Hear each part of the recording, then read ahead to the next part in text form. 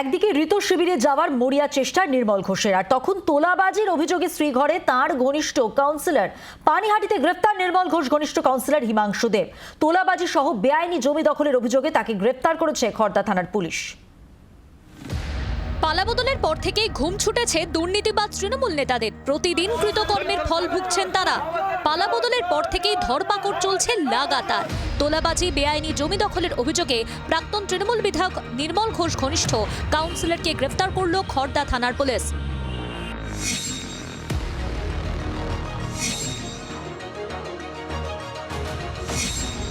তৃণমূল সরকারের আমলে পানিহাটি পুরসভার 25 নম্বর ওয়ার্ডের তৃণমূল কাউন্সিলর হিমাংশু দেবের নামে খড়দা থানায় একাধিক তোলাবাজির অভিযোগ দায়ের হয়েছিল। তবে বড় নেতার ছত্রছায়ায় তখন গায়ে আঁচড় পর্যন্ত লাগেনি তার। তোলাবাজির পাশাপাশি অবৈধ ও বেআইনিভাবে জমি দখল করেন এই তৃণমূল কাউন্সিলর। রাজনৈতিক পালাবদলের পর গা ঢাকা দিয়েছিলেন হিমাংশু। শুক্রবার রাতে গোপন অভিযান চালিয়ে তাকে গ্রেফতার করে খড়দা থানার পুলিশ।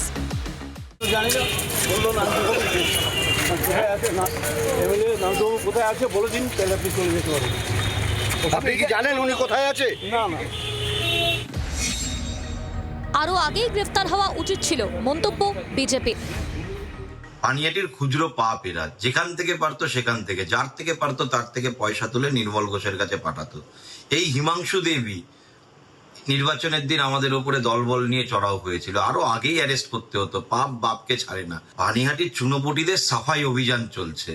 খুব শিগগিরই আসল কালপ্রিট মামার বাড়ি যাবে। প্রাক্তন সরকারের আমলে দুর্নীতি করেছেন, আর এখন তাদের বেছে বেছে ধরপাকড়। গারদের পিছনে ছোট বড় মেজ অনেক নেতাই। চুনোপুটি নেতাদের মাথার উপরে এখন বড় দাদাদের ছাতাও নেই, তাই এবার তাদের রেয়াতও নয়। পালাবদলের পর থেকে সব অন্যায়ের কড়ায় গন্ডায় হিসাব হচ্ছে। বরুণ সেনগুপ্তর রিপোর্ট, জি 24 ঘন্টা। বাংলার আওয়াজ, বাঙালির আবেগ, জি 24 ঘন্টা।